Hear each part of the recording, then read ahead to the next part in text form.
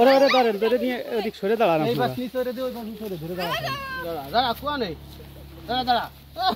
ওই তো কই ওই তোরে দুড়া মারতি রে, তারপরে ওই শোল বেড়িয়ে মেরিয়ে লাই দিও না জানি। ওই যে শোল মাছ, শোল মাছ, শোল মাছ। নেটেতে নামে নি। মার মার মার বাড়ি মার। আরে বসা বাস ওই যে ওই পাশে একটা আছে।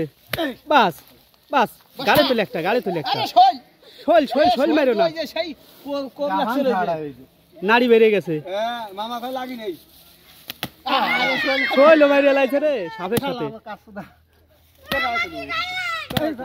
যা কইছে হইছে, আর মারার দরকার নেই। আমাদের শোল মাছটা ইতিমধ্যে মারা গেছে, প্রায় কেজি সাইজের শোল।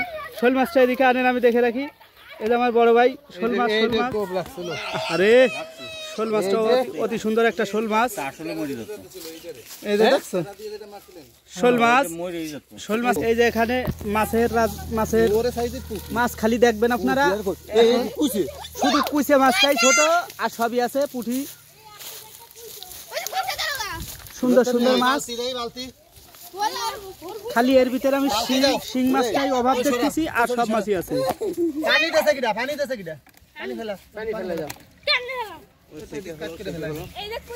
ওরা এই যে ফুটে না ফেলা যাও। 12 কেজি হইছিল রে। এটা কি করবে? এটা খাবা ফেলা দে, ওই বাচ্চা সেইটাই খুব লাগছে হলো।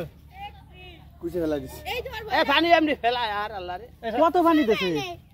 বড় পানি ফেলা তো।